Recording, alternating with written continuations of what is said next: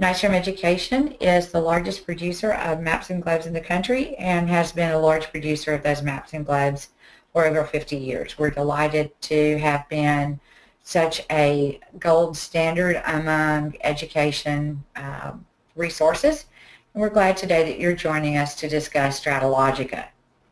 Today, as we look at StrataLogica, we're looking specifically at engaging the elementary students. So it's designed for K-5, so it's kind of just in the middle there of a variety of elementary opportunities. We're going to look at 4 different aspects today. First, we're going to look at student created presentations, how the students themselves can create presentations in StrataLogica in a dynamic way that's really engaging to them. And then we're going to look at teacher created presentations and how you as a teacher can create these great presentations, assign them out to your students, and allow the students to manipulate the presentations so that they move through that presentation at their own pace. And the third feature that we're going to look at is teacher created presentations that are delivered in a whole group instruction where the teacher is directing the presentation. And the last piece that we'll look at today is the way that our atlases can be engaging for our students as well. So 4 different aspects, 4 different ways through StrataLogica through which your students, elementary students K through 5, can be engaged in learning. Today we're going to start out with just showing you what a finished project can look like. This project was done by a 2nd grade student. It is about FlatStanley. For those of you that aren't familiar with FlatStanley, it is a children's book, and Stanley was squished when a bookcase fell on him and flattened him like a pancake. So FlatStanley becomes, he gets to be mailed all over the country and has vacations throughout the country. So students are taking on the same idea. They're making cutout paper dolls of themselves. They're coloring their hair and they're doing their eyes and they're putting the clothes on the doll, making this model of themselves that is going to represent FlatStanley, but it could be Flat Pam in my case, or in the case of this student, Flat Ansley. The students are then going to be mailing their flat self all over the United States to friends and relatives, getting them to return their character with information about the state and city in which it has been mailed.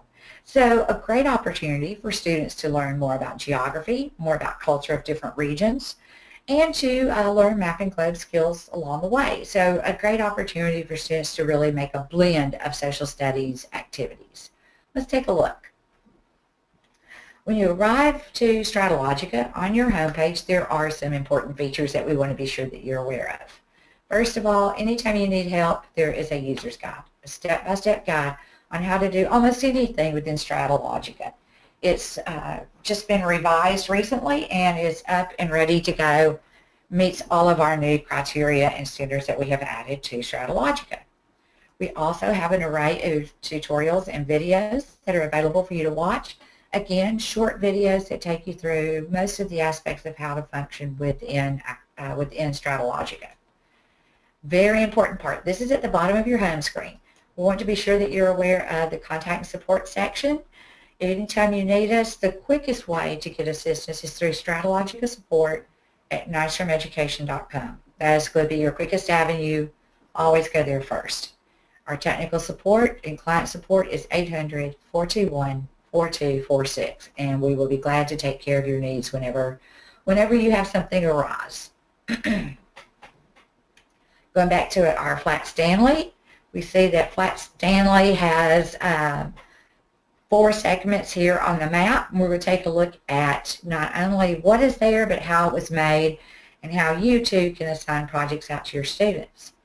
The important part is not so much just in the fact that we have these different locations on our map, but of what is embedded in those push pins. That becomes the really exciting part to our students, is they can embed video, they can change the colors of their push pins, they can add lines and symbols, an array of ways to represent a visual way on their map about their FlatStanley project, or a variety of other projects, as you can imagine. To get started, we're going to go to Maps, and we're going to click on New, and we want Presentation. We're going to start a new presentation in order to build our FlatStanley project for our students. You'll get a window like this that comes up, I think, particularly on Mac, probably not on your PCs, and just click Accept, and that will get you into the next slide. Here is where we're now going to name our presentation that we're making.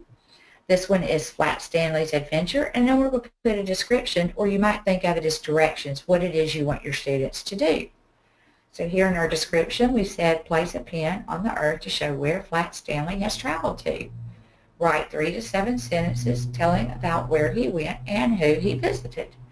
Once you have your directions finished, you click Save, and you now have your FlatStanley project started on the right-hand side of your screen. The next thing we want to do is we want to be sure that every time we create something that we save. Anytime you see this purple section with this triangle and exclamation point, it means that you haven't saved. It means that you have unsaved work. So anytime you see that up there, let's just go ahead and do Save Presentation, and that way we don't lose any of our hard work. You'll see here that you can set your presentation to be on a timed duration of so many seconds per slide, or you can set it to be on the click of the mouse. Here is where you get to really start having fun, because you have an array of maps to choose from. Whether you're in the Early Learning series or one of our other mini-series that make up Strata Logica, you get to choose the map on which you want the students to create a presentation. Now that's fun for us as teachers, but for some of our younger grades, that may be quite a challenge for them to have to pick which map they're using. So as a teacher, you might want to go into the library and take out the maps you don't want them to engage with, just so that they have a little bit limited scope into which to work. Kind of helps to narrow it down for our students. And then down in our toolbar, we want to click on our settings, and we just want to make sure that we don't have any additional labels clicked here, because again, we're kind of trying to minimize the choices that our students have to make this a little bit more simple procedure for them. So let's just turn off a lot of those pieces. Let's just have roads, terrains, and labels, and I think that will be sufficient. Now, I want to find my first location. And since it's being mailed from school, we want to start with the school location, which is, for now, Madison, Alabama. So I'm going to type in Madison, Alabama and click Search, and it's going to take me right to the Madison, Alabama area. I'm now ready to get my push pin, click on my push pin, and I'm ready to drop that push pin. I'm going to give it a title, and I'm going to give it a description. My push pin is going to say Ansley's FlatStanley. It might even say Ansley's FlatStanley Home or School. And then the first description is, my FlatStanley was mailed from Madison, Alabama to my aunt in Houston, Texas. So this is our beginning point. And we're going to color our pen. Here's our styling information. We're going to color our pen green, and we're going to use green label. Now I can change the size of the label and pen by simply moving my bubble up the scope of this spectrum here. And then once I'm done, I now have my green pen and my green label, and FlatStanley is on its way to being built. The next thing I want to do is, where did my FlatStanley go first? I went to Houston, Texas. So I want to go in here and do a search for Houston, Texas with my search bar. I'm going to pull Houston up, and you can see Houston right underneath that bar just a little bit. And we're going to say FlatStanley in Houston. FlatStanley arrived safely at my aunt's house in Houston, Texas. FlatStanley was taken to a Houston Astros baseball game. Oh my gosh, baseball, can you imagine, in Houston?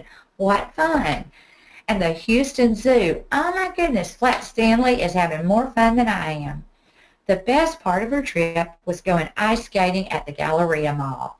Well, it sounds like FlatStanley is having a fine time.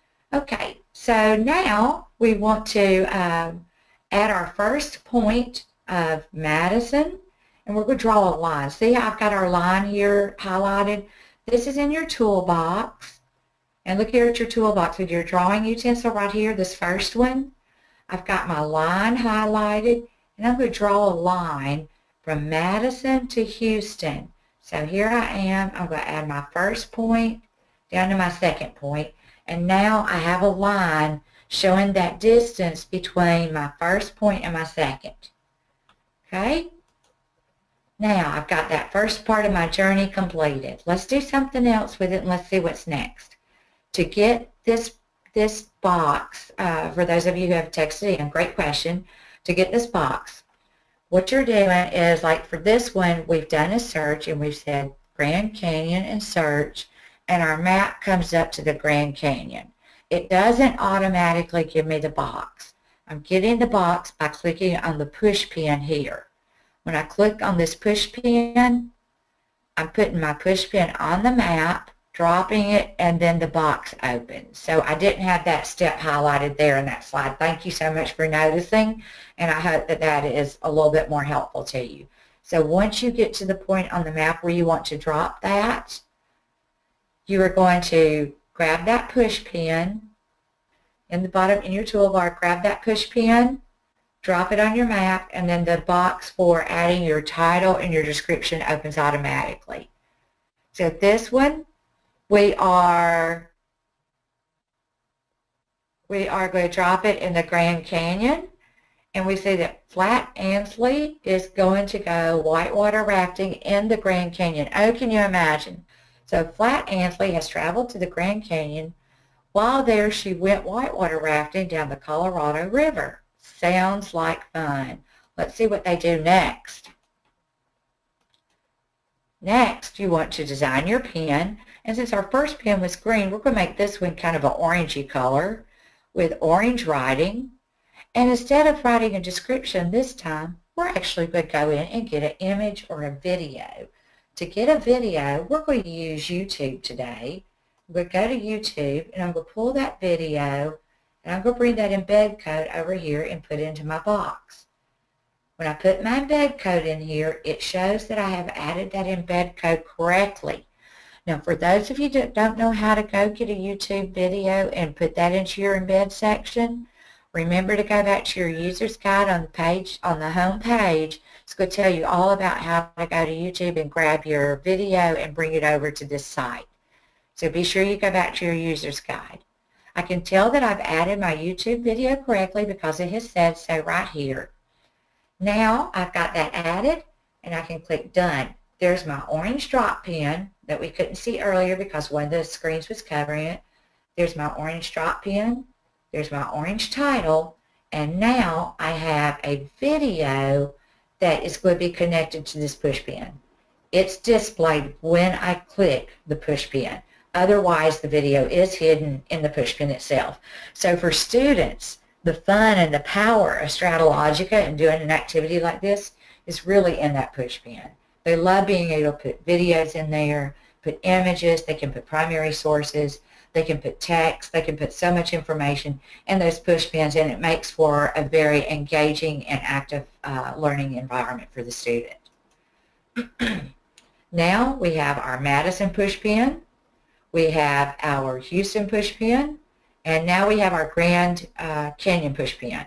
Let's add another line from Madison to the Grand Canyon so that we can see the trek that FlatStanley has taken here. Now FlatStanley is going to go to one more location. FlatStanley is going to go to the Everglades in Florida. We've already put a push pin there and already have our title up. And so now we're just going to draw our line from Madison, Alabama, down to the Florida Everglades, and that push pin has a video about the Everglades. What a great way to bring science into social studies. Here you have your map, you're talking about geography, we're talking about cultures, we're talking about cities, and now we can bring our science in by looking at the different types of vegetation and animals that are around the world. So we brought in a video about the Everglades. We can now add that in using our marking tools again. At the bottom of your screen, there is a green toolbar that has a writing instrument, has symbols, text, push pins, an eraser, settings, and a measurement tool. All of that is in the bottom, in the bottom of your toolbox. I'm sorry you guys are not seeing that. Okay, what we want to do now is we're going to take this measurement tool and we're going to measure the distance from one point to the other. So I'm going to measure from Madison, Alabama to the Everglades, and I get 684 miles or 684.6 miles. Wow, what another great way to bring math into what we're already doing with social studies. Okay, here is another great way to interact with your students. This is our second project. This is a teacher-created project that is manipulated by the students. So the students aren't making it, it's already made. The teacher is sharing this out with the students, and the students are going to be doing a science project with this, so they're using their science journal today. As they come in here and click on the push pin, it's going to give them a picture or a video and information about animals from around the world. In their science journal, they're going to note the animal, what family of animals it belongs to, whether it lives in the ocean or on the continent, and if so, which ones, and it's going to tell you about the habitat of that particular animal. So here we have a video about a python. Another way to bring social studies and other subjects in together is in our third project. This is a teacher-directed project. A teacher has created the project and is using this project at the front of the class with the whole group of students. Students today are looking at 3D buildings. It's part of their math program to look at 3D buildings and look at how they're measured and information about them. So here we have the Leaning Tower of Pisa, and in the information button, or in the push pin I should say, in the push pin we've included information about the Leaning Tower of Pisa, including a picture, and look, we've put in some math problems, some math word problems to go with our 3D picture. So as you can see, this presentation only has a few push pins as opposed to the previous one that had a lot of push pins. So we can design these to be as minimal or as rich as we want it to be. Let's say you've created a presentation and you want to share that presentation with your students. You want them to have the access to it, to be able to manipulate it on their own at their own speed. To do so, we're going to go into our purple toolbox here. We're going to click on Action and do Send Presentation. Action and Send Presentation. We're going to send that to our students by coming here, and we can click on one student and move that one student at a time and only assign it to a few students, maybe 2 or 3, or we can decide to send it to the entire class by clicking on the double arrow. The double arrow is going to move the entire class at the same time into the send column, and so then we have sent the project to everyone. So here are some other ideas in terms of presentations that you might want to activate with your students. You could have students do a digital state report, having them drop a pin and label the state capital and other major cities and maybe major waterways. They could use pictures and videos to talk about various cities around the state, historical sites, historical figures. The state flag and other symbols can be embedded on the map using the push pins. Or maybe your students are going to trace the route of some explorers, and they could put push pins in to represent the various explorers and the routes that they've taken. Another might be that if you're researching the Civil War, you could have students identify a particular soldier or company of soldiers and map the battles in which they were participants. So many ways that you can use StrataLogica as your backdrop to bring in an active and engaging way for your students to incorporate video, text, primary sources, and images into a very rich, rigorous learning environment that is sometimes akin to a PowerPoint, but is 3D and more interactive than a PowerPoint. It's not as flat. like FlatStanley is flat. Another way that you might want to engage your elementary students is going to be through our atlases. When you click on atlases, the first one that usually comes up is Block Buddies, and that is our first grade atlas. To find more atlases, click on your set of papers, and you get a drop-down menu of the atlases that are included in your particular license. For today, I'm going to click on the Nistronaut and look at our second grade atlas. Nistronaut is our second grade atlas. Now, the atlas itself is brimming with visuals and text features and informational text, and it's fun and it's engaging, and the students love working with the atlas. But within the atlas itself, we also have some lesson plans. So if you click on our little lesson plan icon, lessons appear on the right-hand side of your screen. Click on that Lessons tab, and you can choose Teacher Lesson, which has the answer key, or Student Lesson without the answer key.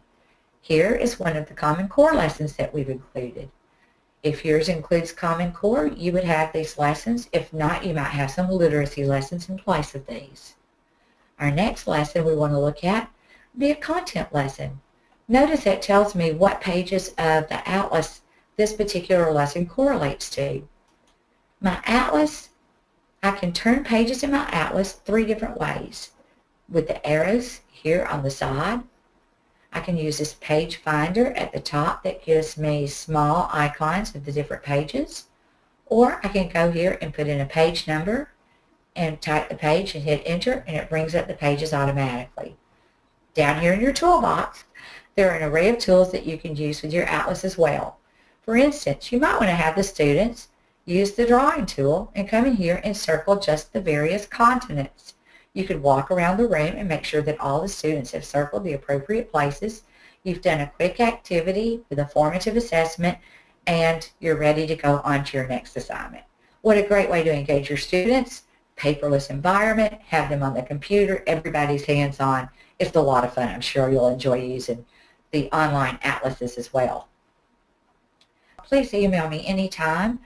And when you email, please include your district and state. Your district and state, that will help me be sure that I get the answer back to you, and also alert the curriculum specialist there in your region that we are communicating.